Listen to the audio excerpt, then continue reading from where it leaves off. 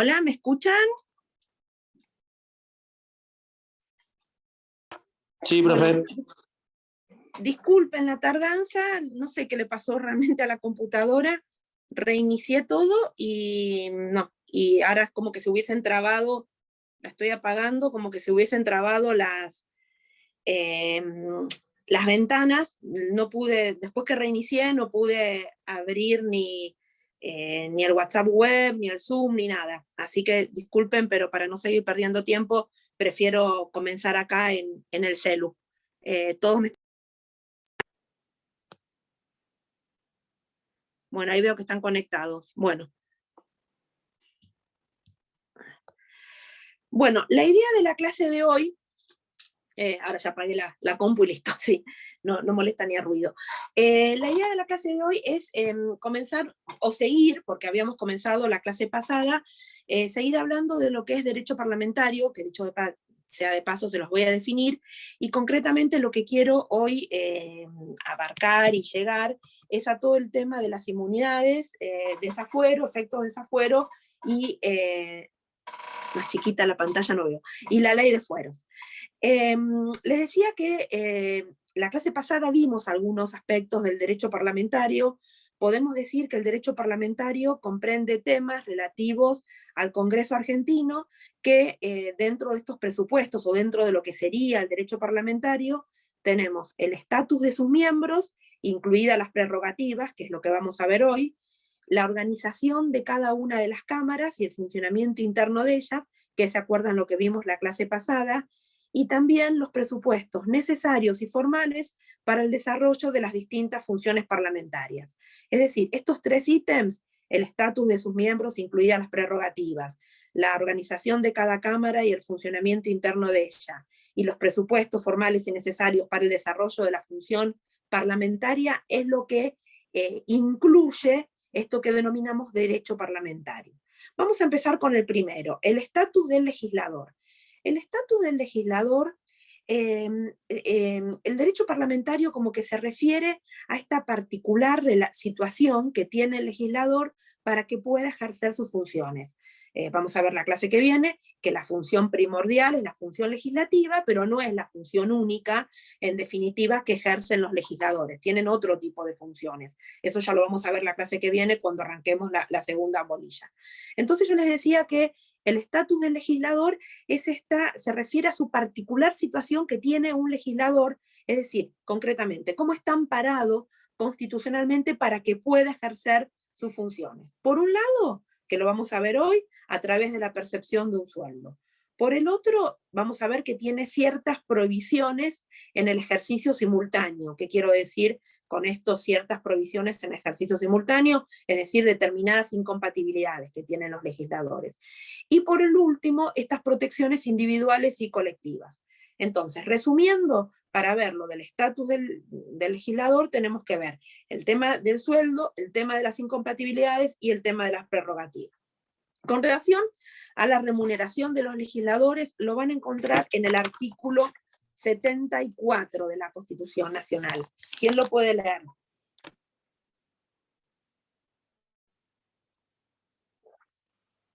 Artículo 74, remuneración de los legisladores.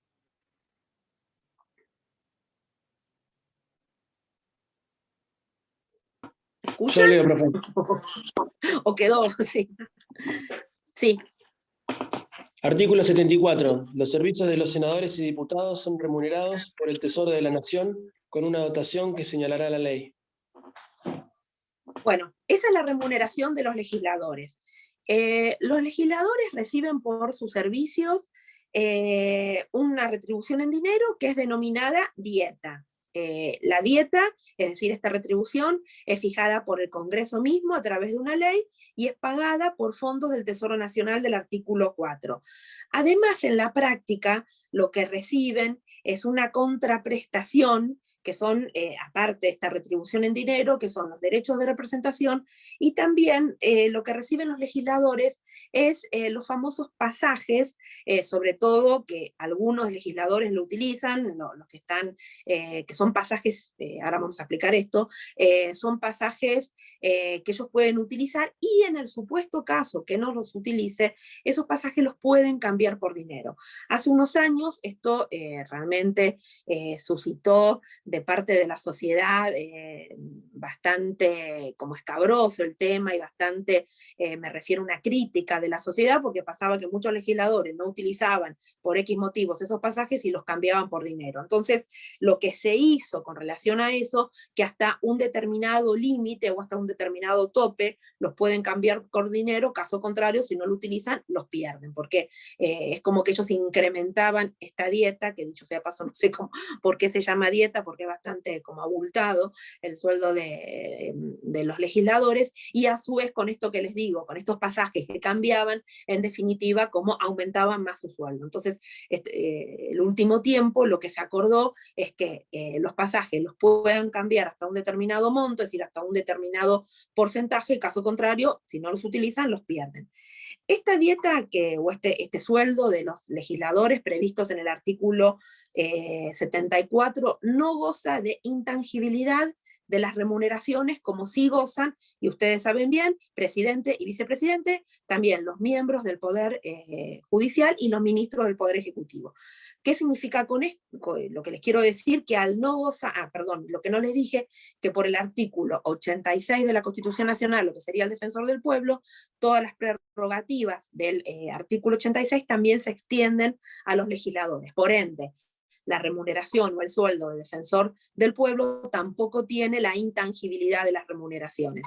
Entonces, ¿qué significa esto? Y sobre todo en épocas de pandemia y en épocas que ustedes saben bien, el año pasado se hicieron a través virtualmente algunas sesiones, pero prácticamente la Cámara, ninguna de las cámaras ha trabajado mucho. Al no gozar de intangibilidad de las remuneraciones, los legisladores podrían bajarse su sueldo, y no es inconstitucional, ¿no? Pero bueno, parece medio utópico esto que les comento. Con relación a las prerrogativas, y ahora sí, como el tema más medular, las prerrogativas parlamentarias, ustedes lo van a encontrar como prerrogativas, inmunidades. El término privilegio también lo pueden encontrar, pero la doctrina considera que como privilegio sería como que están por encima de la ley y un poco violando el principio de igualdad ante la ley. Entonces, como el término correcto sería prerrogativas o inmunidades. Son aquellas protecciones que se fijan con la finalidad de conservar la independencia y seguridad, tanto de los miembros del Congreso como el conjunto del Congreso, ¿no? Es decir, la idea es esa, que se han establecido en la Constitución Nacional como para asegurar la independencia y, en definitiva, la seguridad de los miembros del Congreso y el conjunto de los miembros del Congreso. Estas tuvieron su origen, estas protecciones o estas prerrogativas, un poco capaz que en el Parlamento inglés, atento a las continuas presiones de la corona sobre el Parlamento. Entonces, siempre la idea de su creación o de su origen fue precisamente esto, ¿no? Evitar las continuas interferencias de la corona sobre el Parlamento, porque precisamente lo que se trata de proteger es la actividad libre e independiente de los legisladores. Y como les venía diciendo hace un ratito, son de dos clases: las personales, que se fijan a favor de cada uno de los miembros, que se encuentran en forma expresa en la Constitución Nacional, y las colectivas, que se fijan a favor de la Cámara como cuerpo, y se encuentran algunas en forma implícitas en la Constitución Nacional.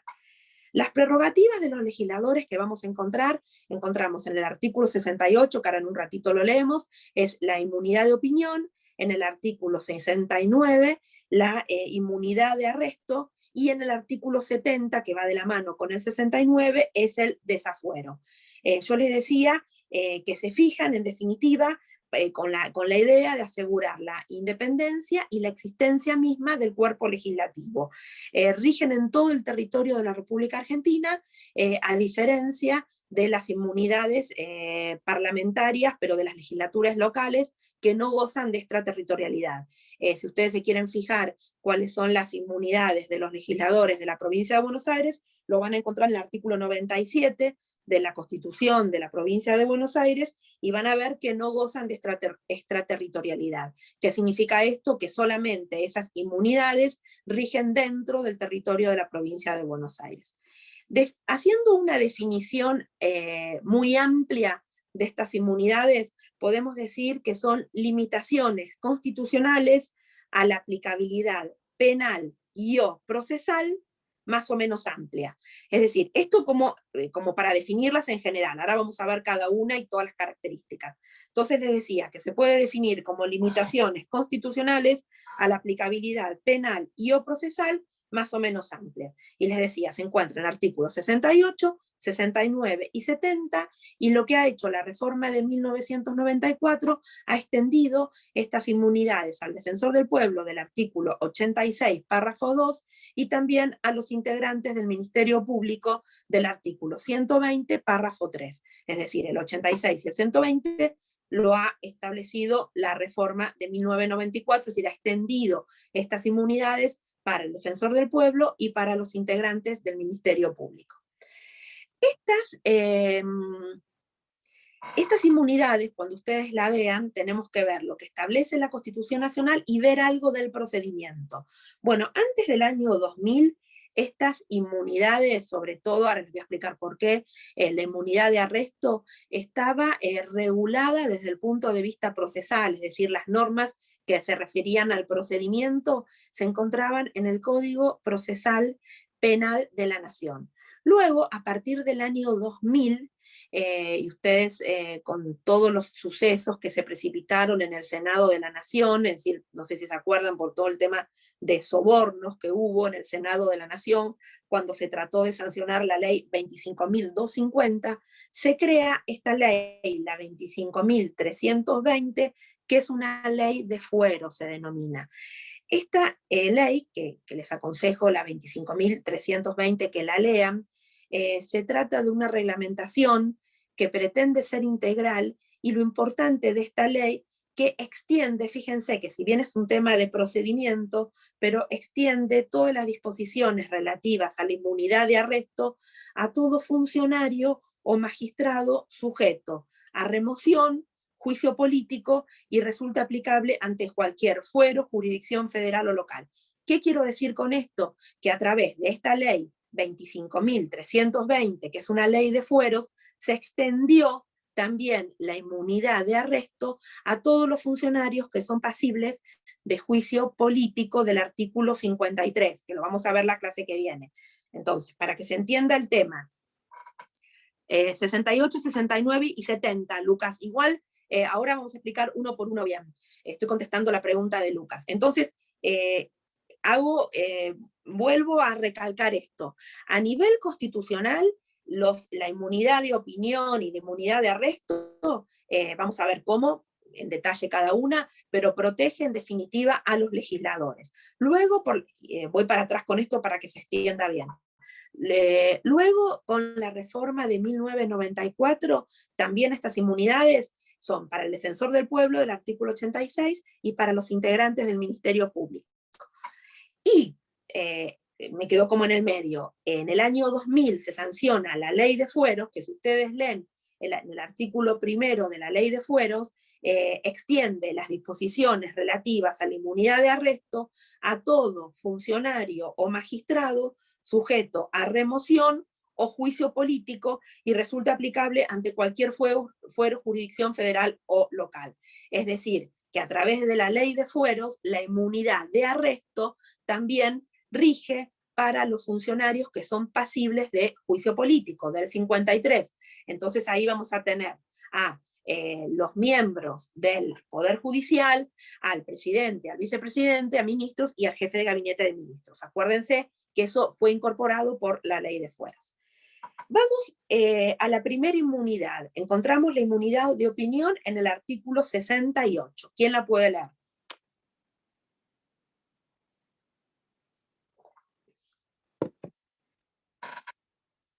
¿Quién puede leer, chicos? El 68, así vamos un poquito más rápido. Yo tomo agua. Yo leo, profe. Artículo 68.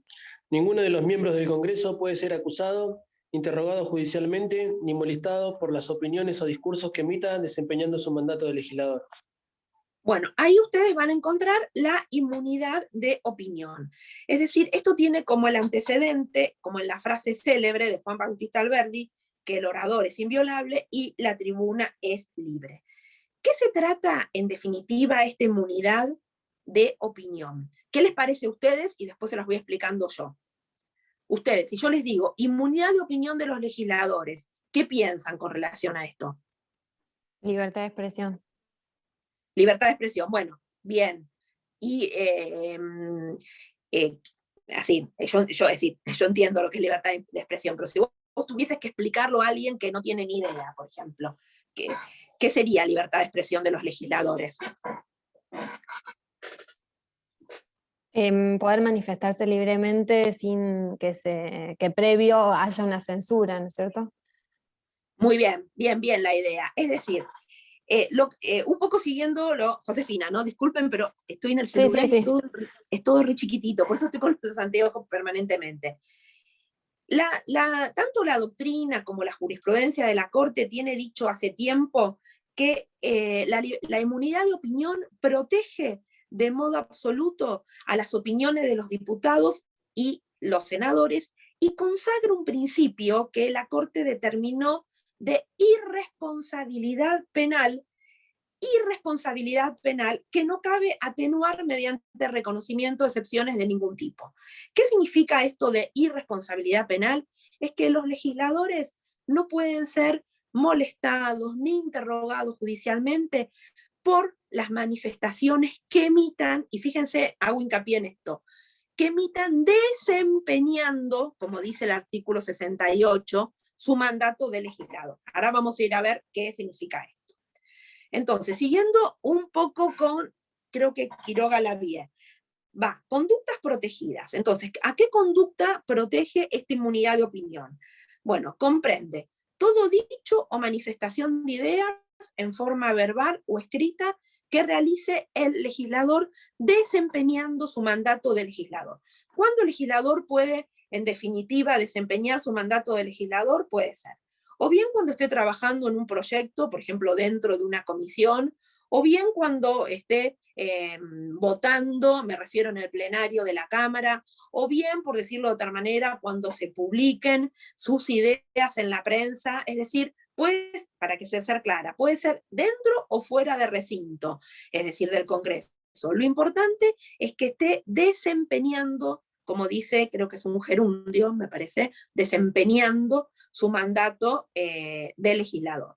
Lo que dice la doctrina, que a veces delimitar cuando las expresiones del legislador están relacionadas con la tarea administrativa, a veces no es una cuestión sencilla. Lo importante es determinar que la inmunidad de opinión protege, en definitiva, el ejercicio de la función legislativa. Entonces, ya sea cualquiera sea el ámbito que el legislador esté, ¿no? Fuera o dentro del recinto. Bueno, siguiendo, me anticipo un poco, siguiendo con Quiroga, el ámbito temporal, es decir, desde cuándo hasta cuándo protege esta inmunidad a los legisladores, tenemos que volver al artículo 68.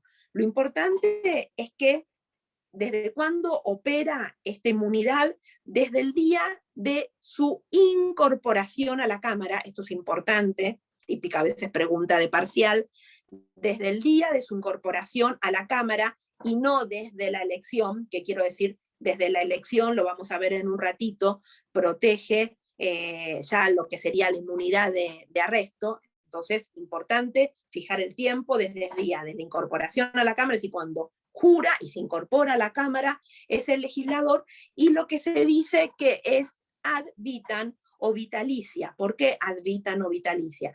Porque lo protege al legislador para toda la vida de las opiniones y manifestaciones que emitió cuando fue legislador. Es decir, por eso la doctrina dice que es vitalicia o ad vitam. Lo protege toda la vida, pero en el periodo que fue legislador. Siguiendo el ámbito espacial, es lo que yo les decía hace un rato, puede ser dentro o fuera de recinto, lo importante que corresponda a esto, insisto, con el desempeñando, que sea el ejercicio de las funciones legislativas, y el alcance de la protección, dice Quiroga, la Corte considera que esta inmunidad es amplia y absoluta, es decir, no puede haber ninguna excepción.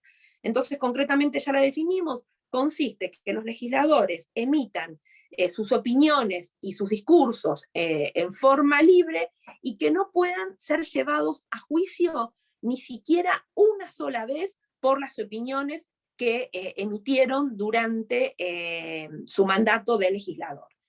En este caso, esto es importantísimo con relación a este punto, la inmunidad de opinión, no procede el desafuero del artículo 70. Eso expresamente, y ahora les voy a explicar por qué, lo dice la ley 25.320, dice, se procederá a rechazo in limine a cualquier pedido del desafuero.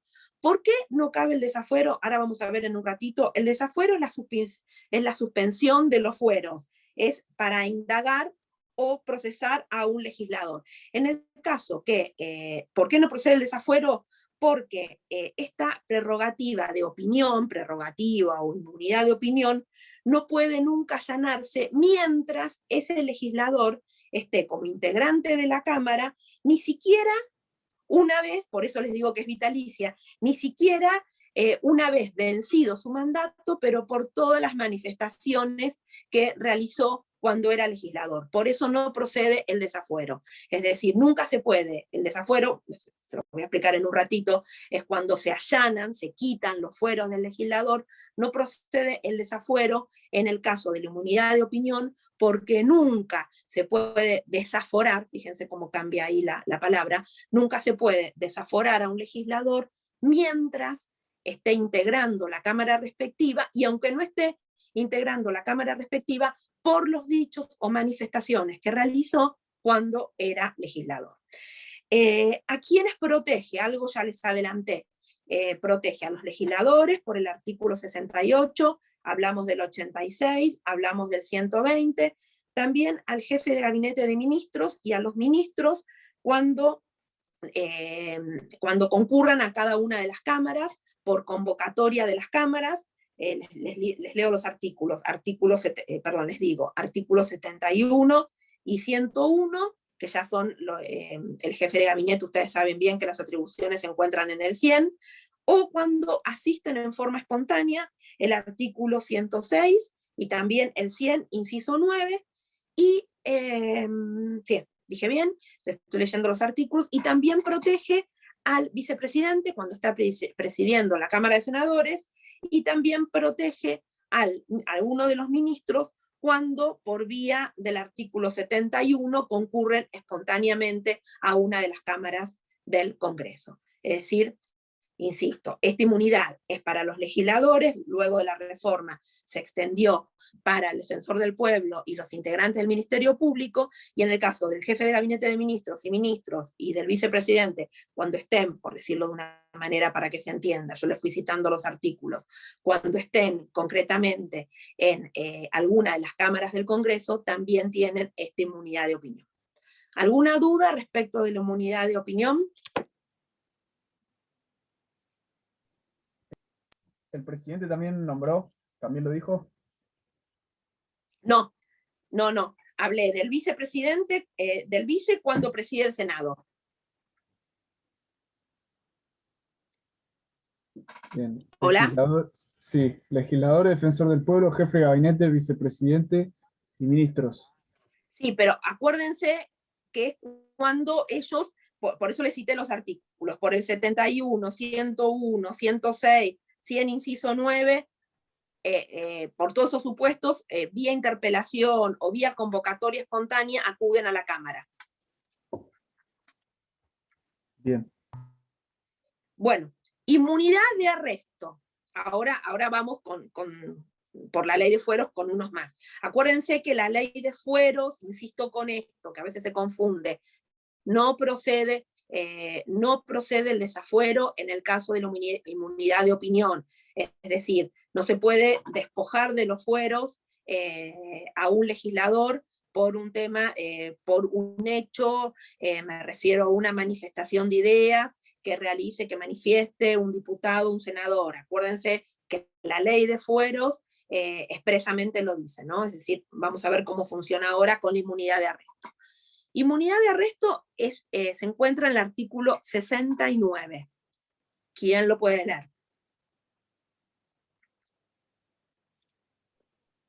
Ningún senador o diputado desde el día de su elección hasta el de su cese puede ser arrestado, excepto el caso de ser sorprendido infraganti en la ejecución de algún crimen que merezca pena de muerte, infamante u otra aflictiva, de lo que se dará cuenta a la Cámara, respectiva con la información sumaria del hecho.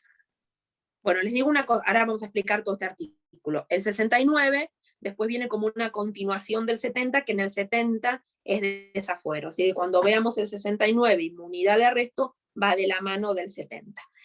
Bueno,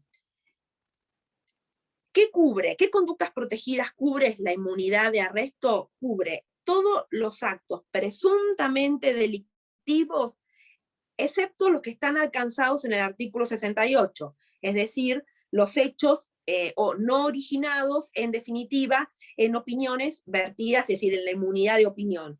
Por lo tanto, ¿qué quiero decir con esto? Delimitada la inmunidad de opinión, todo lo que excede a la inmunidad de opinión sería la inmunidad de arresto. Vamos primero, antes de contar qué es la inmunidad de arresto y el desafuero, voy a contarles primero el tema de la excepción. Entro primero por la excepción. Dice, excepto el caso de ser sorprendido infraganti en la ejecución de algún crimen que merezca, bueno, y sigue todo. La única excepción prevista es que el legislador sea sorprendido infraganti delito.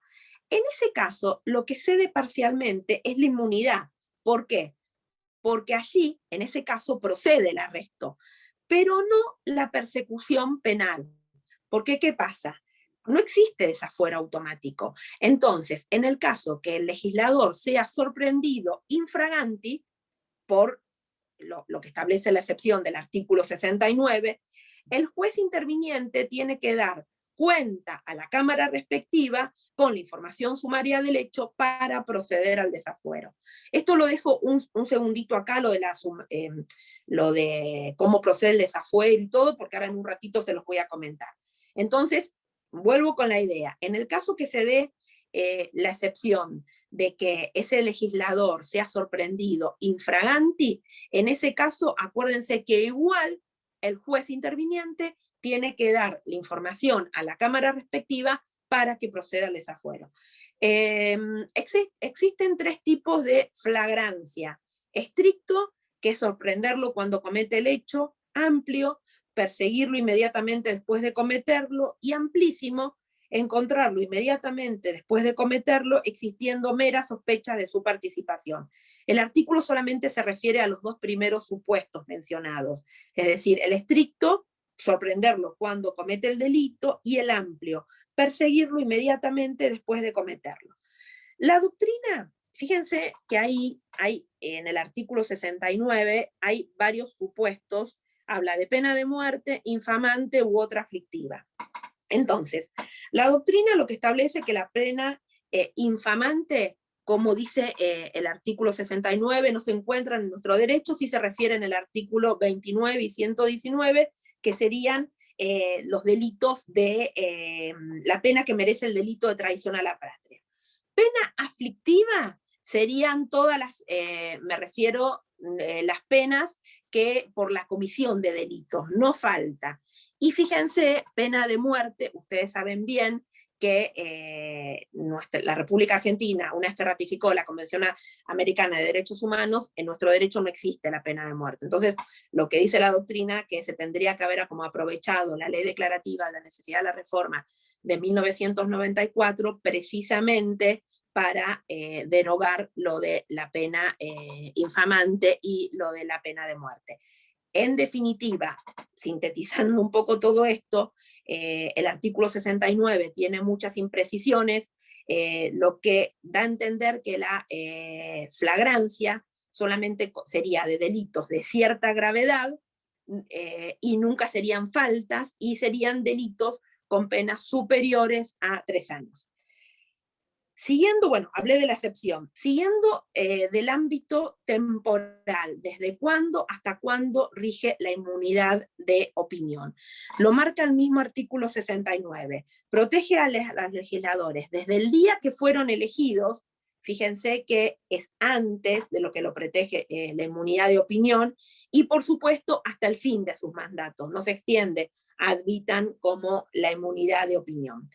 El ámbito espacial puede ser lo mismo que la inmunidad de opinión, dentro o fuera de recinto, o in itinere. In itinere se llama cuando van y vienen de su trabajo a su casa.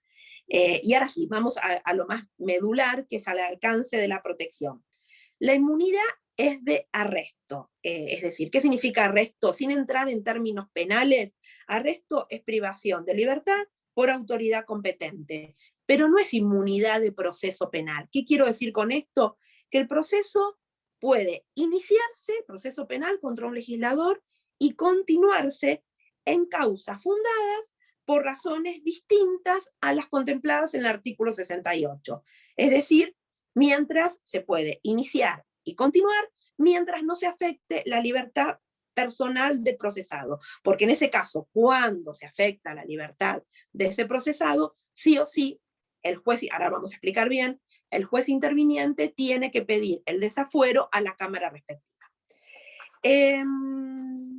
Fíjense que la Constitución dispone exactamente que cada Cámara podrá examinar el mérito del sumario. ¿Qué significa? Ahora vamos a explicar bien qué es esto del mérito del sumario, pero si la Cámara puede examinar el mérito del sumario, significa que el sumario debe preceder al allanamiento del fuero. Entonces, ¿esto qué significa? Que el juez, de hecho, puede iniciar y continuar el proceso penal contra un determinado legislador, pero antes de dictar el auto de prisión preventiva, es decir, antes de, concretamente, de privarlo de libertad a ese legislador, le tiene que pedir a la Cámara respectiva el desafuero. Ya estoy como entrando en desafuero. Para ir terminando con inmunidad de arresto, les diría que la inmunidad de arresto, tal cual está determinada en el artículo 69 de la Constitución Nacional, constituye muchas veces una amplia prerrogativa que a veces interfiere con la administración de justicia, porque ahora vamos a ver qué pasa en definitiva con el desafuero, ¿no? O puede ser que la Cámara vote y no en definitiva no vote el desafuero de un determinado legislador. Por eso lo que les decía, que muchas veces esta inmunidad de arresto interfiere con la administración de justicia, y a veces es como un costo muy alto que se tiene que pagar, porque en definitiva, y ustedes saben bien, que esto es una opinión, pero es una opinión mía, pero también una opinión a veces mayoritaria, muchas veces se utiliza las cámaras a los efectos de tener fueros, y los procesos, si bien continúan, no se puede detener a un determinado legislador, ¿no? A veces, me refiero a los cargos de diputados y senadores, se utilizan más con el fin de tener los fueros y evitar la prisión, que muchas veces realmente la función legislativa y la función que tienen esos diputados, ¿no? Ahora sí, vamos, ¿hasta acá alguna duda? Así entro en desafuero, porque tenemos que ver desafuero, efectos del desafuero y la ley de fueros. ¿Vamos bien? Yo tenía una duda. Entonces, si se lo encuentra en esta situación, ¿se lo puede denunciar o tiene que ser únicamente la policía el que lo encuentre? ¿Infraganti me decís? Sí. ¿La excepción o la regla? Porque como La que el excepción. artículo 60... La excepción, bueno. En ese caso, si es infraganti, es decir, se lo puede detener, pero volvemos a lo mismo. Una vez que se lo detiene, ahora les doy igual toda la explicación con el desafuero. Una vez que se los detiene, la Cámara respectiva, el juez interviniente tiene que pedir el desafuero a la Cámara respectiva. Y si la Cámara respectiva no lo otorga, el desafuero, lo tienen que dejar en libertad. Lo que pasa para conectar las dos ideas, lo que pasa que si a un legislador, me refiero, lo encuentran infraganti, como se dice, con las manos en la masa, por decirlo, ¿no? En la ejecución de algún delito que merezca pena de más de 3 años, tendría que ser, me refiero, muy difícil que la Cámara no otorgue el desafuero. Porque si es infraganti, me refiero, es como que a nivel penal hay mayor cantidad de pruebas, y ahora cuando yo les explique el desafuero van a ver que lo que tiene que hacer el juez interviniente es comunicar y enviar el sumario a la Cámara respectiva. Y me refiero, si ese legislador es sorprendido infraganti, es medio difícil que la Cámara no otorgue el desafuero. Pero a lo que quiero llegar, y ahora les voy a explicar bien desafuero, es que siempre para privar a un legislador de su libertad, se tiene que desaforarlo, es decir, quitarle los fueros, me refiero, de inmunidad de arresto y de inmunidad de opinión. Pero, por decirlo, sería muy burdo que Una ante un pregunta. delito... sí, no, esto quiero terminar, para que se sí. cierre la idea. Sería muy burdo que ante un caso de infraganti, después la Cámara respectiva no otorgue el desafuero, ¿no? Pero sí o sí, para dictar lo que se llama el auto de prisión preventiva, es decir, para privarlo de su libertad a un legislador, previamente hay que desaforarlo. Pero lo que ahora entro en desafuero y les voy a explicar bien lo que pasa. Si bien el desafuero, todavía no entré en eso, tiene una mayoría agravada de 2/3, y después, lamentablemente, depende del partido político al que pertenezca ese legislador para conseguir o no los votos, ¿no? Entonces ya después se hace, en definitiva, por definirlo así, de una pica partidaria, y no siempre se ve los delitos cometidos por ese legislador. Aparte, es decir, que ya estoy entrando en desafuero, lo que se hace con el desafuero no pierde la calidad de legislador, sino que pierde los fueros. Pero ahora se los explico bien. Que Josefina, creo que me preguntaste algo.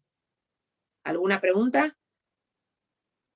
No, yo estaba pensando, si fuese un proceso anterior, que estuviese procesado por un hecho anterior a que haya jurado, ¿no? Sí. Corre esta, o sea, esta excepción no correría a... No, es decir, si vos me decís un hecho, es decir, para ser clara, y ahora insisto, ahora entro en desafuero, pero por contestarte la pregunta, si el legislador, en definitiva, se le inicia un proceso penal en su contra. Por eso les decía, el proceso penal se inicia y continúa. Si en el momento que el juez que interviene tiene que dictar el auto de prisión preventiva, si lo tiene que detener ese legislador, y ese legislador ya es tal, lo que sí o sí, insisto ahora con el artículo 70, tiene que comunicarle a la Cámara respectiva y se tiene que votar por el desafuero, si se desafora o no. En el caso que se desafore, que pierda sus inmunidades, ahí se lo puede detener. Si no se lo desafora, el proceso penal continúa, pero lo que no se lo puede es arrestarlo al legislador. Así funciona el desafuero. Claro, claro. Bueno, entro en desafuero, que más o menos ya les fui como contestando todas las preguntas, pero vamos con el 70. ¿Quién lo puede leer, el artículo 70?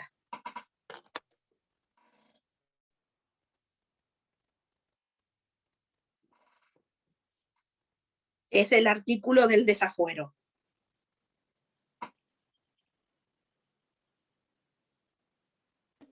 No me hagan leerlo a mí, que ya estoy afónica. A ver. Artículo 70.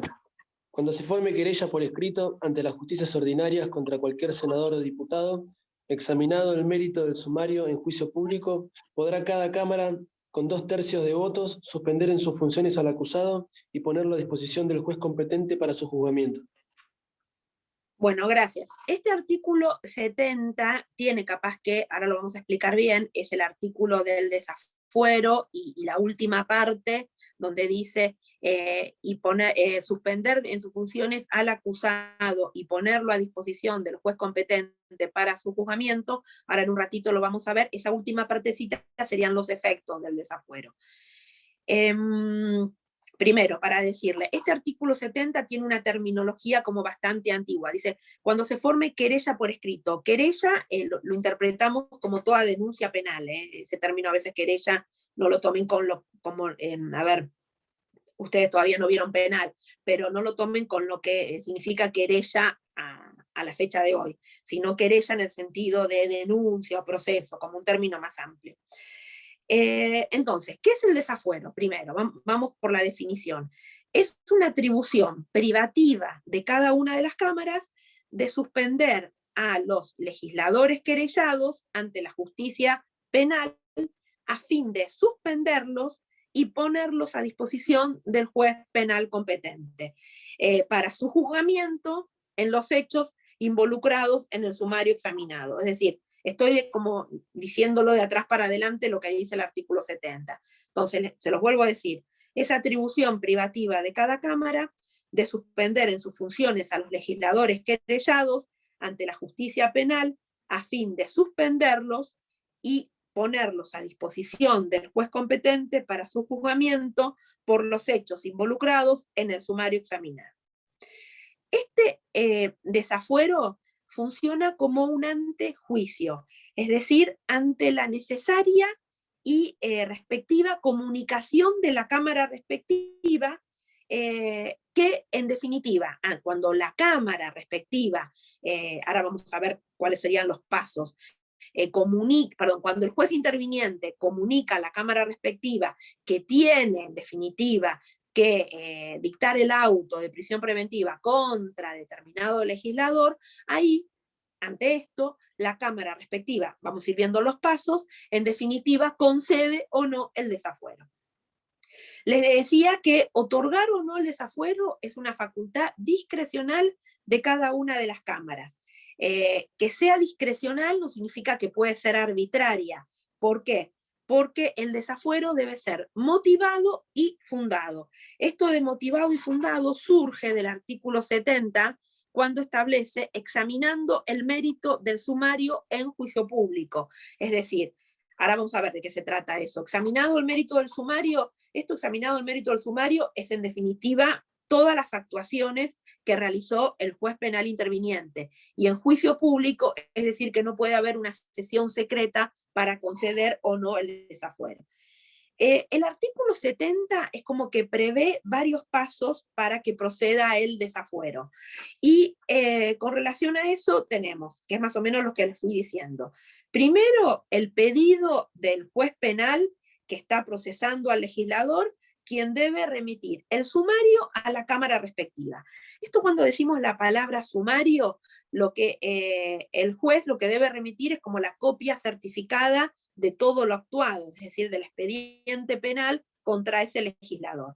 Entonces, primero tenemos un pedido del juez penal interviniente que está procesando a ese legislador, que tiene que remitir el sumario a la Cámara respectiva. ¿Qué tiene que hacer la Cámara? El segundo paso, recibido ese sumario, y en juicio público debe como examinar el sumario. Por eso insisto que no es que se levanta la mano, se vota o no se vota. Es decir, tiene que la Cámara evaluar y examinar todo lo actuado por ese juez penal. Es decir, si en verdad tiene seriedad, qué pruebas se tienen, es decir, un poco indagar, por decirlo, y evaluar todo lo actuado por el juez penal. En caso afirmativo, que decida el tercer paso, que decida conceder el desafuero, lo tiene que votar, por eso les decía, con una mayoría agravada, 2/3 de los miembros de cada Cámara. Con relación a los efectos del desafuero, es lo que yo les decía, es la última parte del artículo 70, que significa suspender en sus funciones al acusado y ponerlo a disposición del juez competente para su juzgamiento. Es decir, como yo les explicaba cuando le estaba contestando las preguntas, el legislador no pierde su calidad de tal, sino que es despojado, por decirlo, de sus inmunidades, de sus fueros. Es decir, obviamente la de arresto, pero también la de opinión. ¿Qué pasa ahí? Se le veda el ejercicio de su cargo y se lo priva de sus remuneraciones. Por lo tanto, y fíjense cómo funciona todo esto, si ese legislador es absuelto y sigue vigente, me refiero, sigue vigente su mandato, no reasume en forma automática su cargo. ¿Por qué? Porque acá tenemos dos artículos que vimos la clase pasada que entran en juego.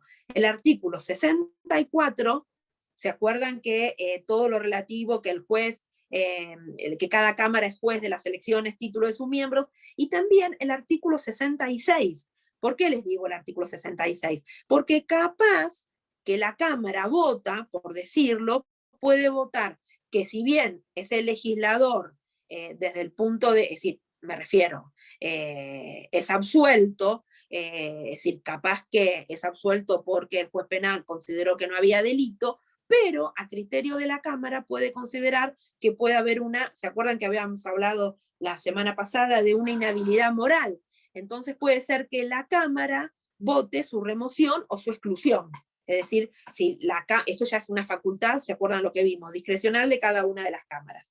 Si se produce el desafuero, como les decía yo, como el legislador queda privado transitoriamente en el ejercicio de su cargo, se produce una situación de vacancia, una situación es vacancia transitoria, es decir, que ese cargo debe cubrirse por el suplente del partido político al cual pertenezca ese legislador.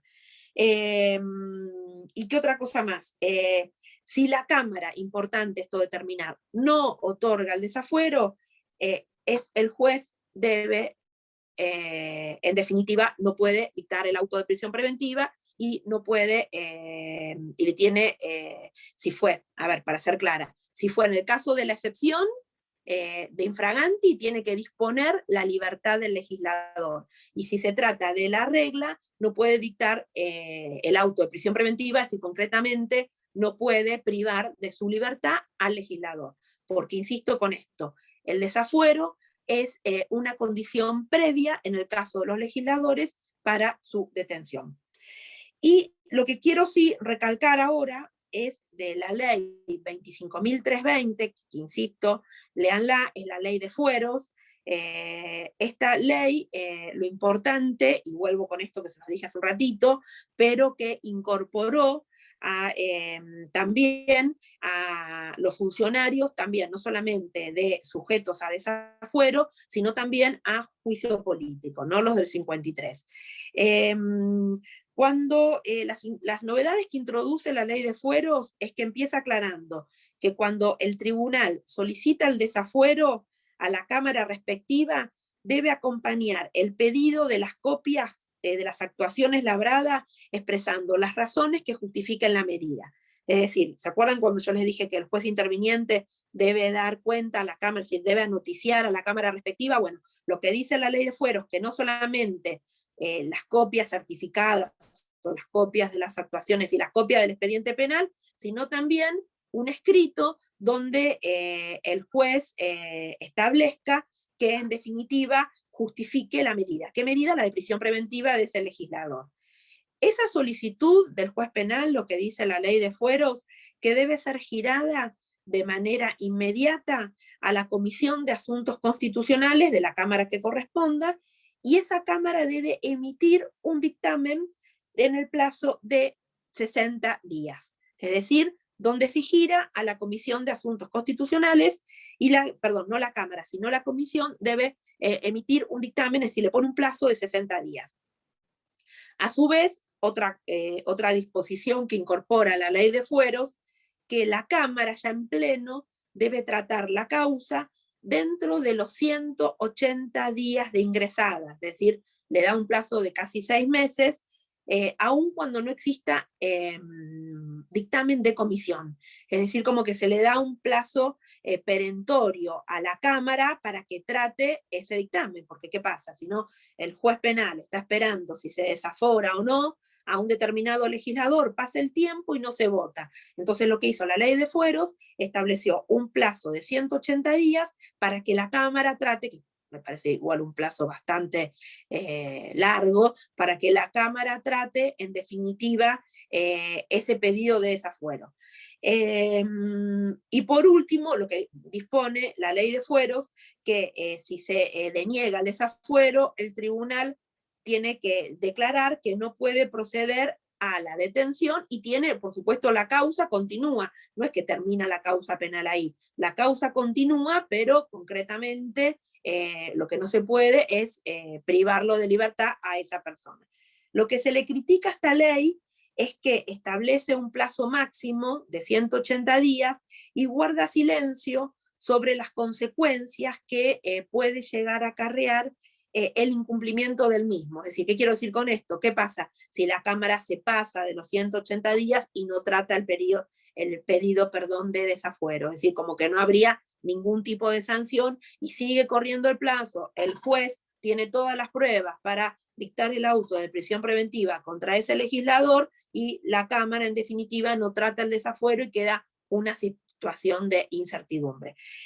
Lamentablemente, y terminando ya con el desafuero y con esto, lamentablemente es un poco lo que yo les decía, es un costo muy alto a veces esto de la inmunidad de arresto, porque sin mencionar nombres, pero por ejemplo, hubo un caso de un expresidente que falleció hace poco, que era senador, no presentaba un proyecto de ley, es decir, literalmente ni iba ni concurría a las sesiones, me refiero antes de la pandemia, pero concretamente tenía varias causas, y causas muy densas, muy pesadas, pero siendo senador tenía la inmunidad de opinión y la inmunidad de arresto, y con eso conseguía, en definitiva, que no se lo prive de su libertad. Por eso le digo que a veces esto de las inmunidades, sobre todo la inmunidad de arresto, en la práctica no consigue, en definitiva, en la práctica como que no se le da el fin que le atribuyó la Constitución, ¿no? Es decir, muchas veces utilizan este tipo de inmunidades para evitar concretamente ser detenido, que se le prive de su libertad, y muchas veces quedan las causas tramitando años y años y años y sin la posibilidad, y más cuando se van renovando también, acuérdese de la renovación indefinida de los diputados y los senadores, entonces también se utiliza muchas veces, por eso les decía hoy, los cargos con el fin de evitar concretamente la inmunidad de arresto, la privación de libertad, ¿no? Esa es mi opinión, pero bueno, habría que ver cómo, en definitiva, se podría esto buscarle otra vuelta de tuerca. Bueno, ¿alguna duda Una pregunta. con relación a... Sí. En el caso que proceda el proceso penal, ¿a qué Cámara, es a la Cámara respectiva la que tiene que otorgar el desafuero o son las dos? Sí. No, la Cámara respectiva. Bien. Que proceda el desafuero, porque me dijiste que proceda el proceso penal, que proceda el desafuero, me decías. Sí, eso, exactamente. Sí, que proceda el desafuero. Acuérdense que es importante cuando lean esto de desafuero, lean los artículos 68, 69 y 70 y lean la ley de fueros, ¿no? Que es importante, la 25.320. Es una ley, insisto, que se sancionó en el año 2000 en definitiva, no sé si se acuerdan, todos los sobornos que hubo en el Senado con la sanción de otra ley. Bueno, a raíz de eso se sanciona esta ley de fueros.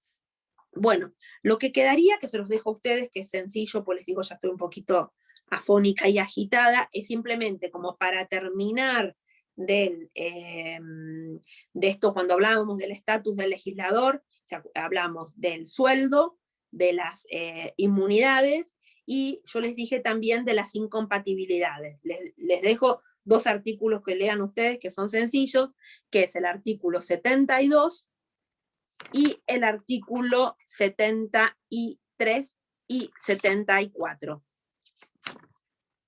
Perdón, 74 es remuneración, 72 y 73.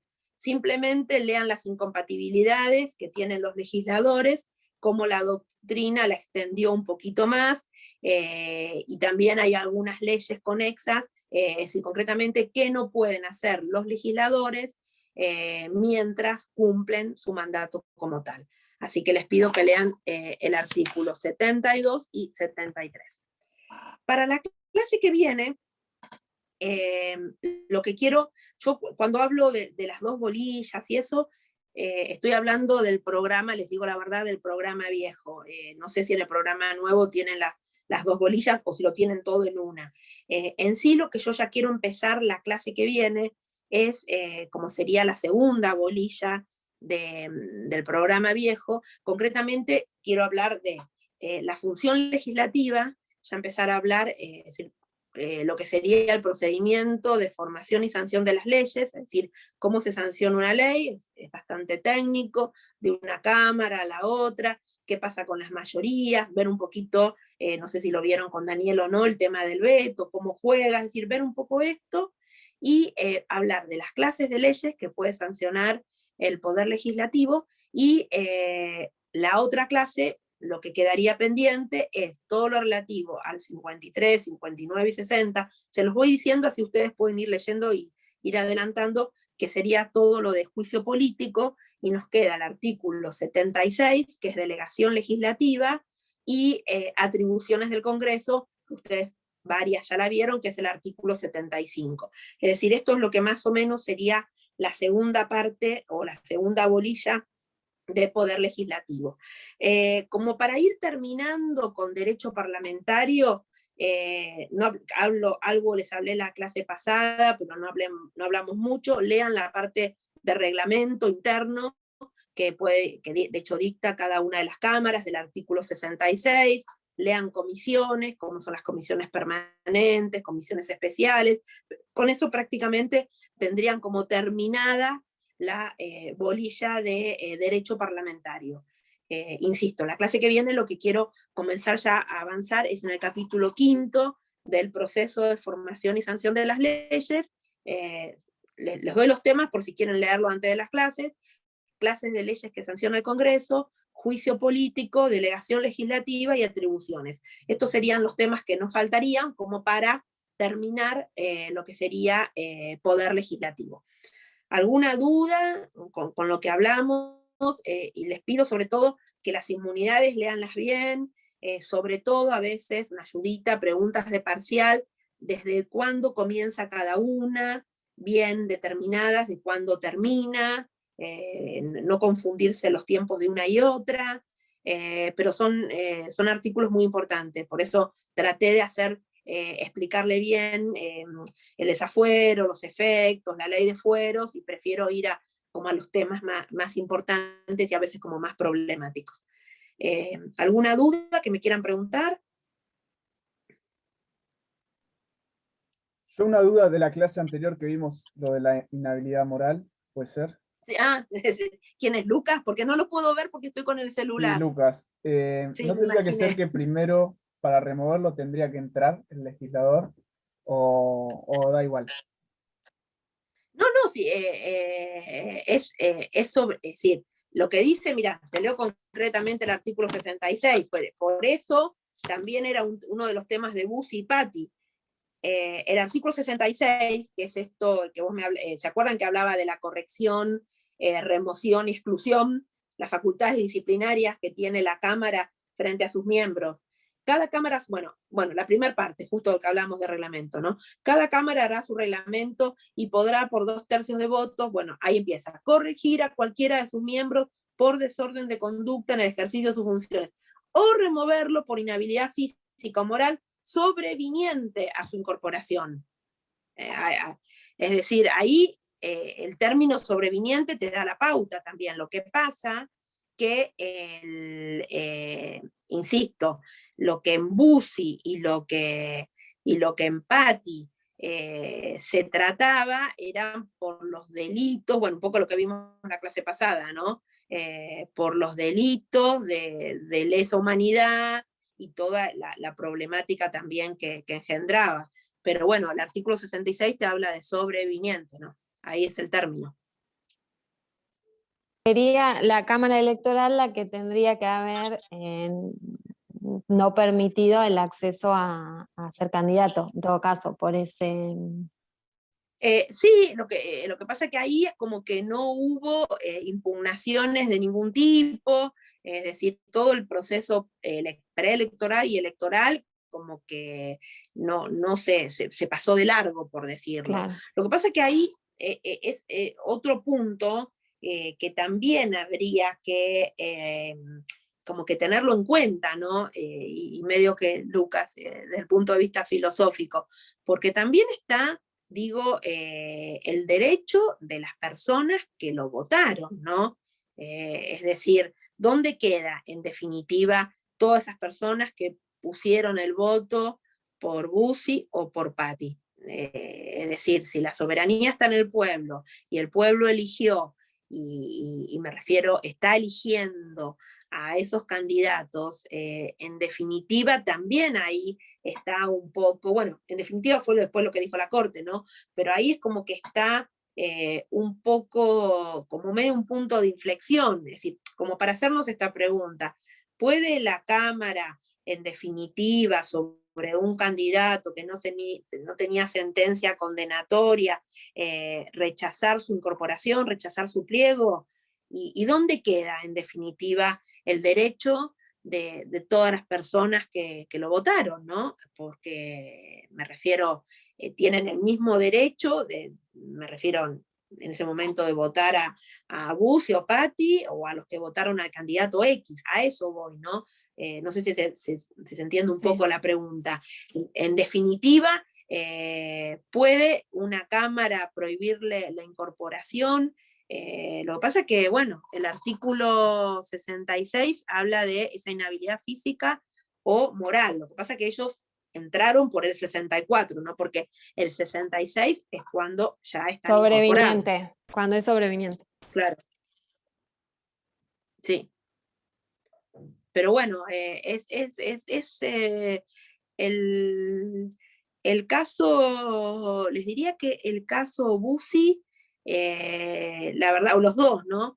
Es un caso que tiene como varias aristas, porque fíjense como que la Cámara, en definitiva, hasta interpone el último recurso extraordinario, no se le permitió el ingreso, ¿no? Y después, bueno, terminaron los 4 años y ahí nunca pudo incorporarse, pero lo que pasa es que hay que a veces aclararlo, bueno, ustedes son estudiantes de Derecho, ¿no? Porque pareciera que si uno dice, no, yo estoy de acuerdo, para mí Bussi tendría que haber ingresado a la Cámara de Diputados, pareciera, entre comillas, que uno está defendiendo capaz que las atrocidades o no que hizo. Lo que pasa es que en el momento que él estaba ingresando no había una sentencia condenatoria. Entonces me parece que ahí es el punto que bien claro hace la Corte, ¿no? Es decir, cómo pone en juego el 64 con el 66. Bueno, ¿quieren hacerme alguna otra pregunta? Sí, no sé si lo encontraron el caso, la verdad que es interesante. Yo por eso, cuando me toca este tema, se los doy porque ahí se ve el juego un poco. Bueno, quedamos entonces así. Para la clase que viene, si quieren leer, es bastante técnico, pero si quieren, comiencen con procedimiento de formación y sanción de las leyes y lean los artículos porque en todo ese capítulo, la reforma de 1994 hizo varias modificaciones. Así que les pido que si pueden, vean, así, porque es medio técnico, así vamos un poquito más rápido.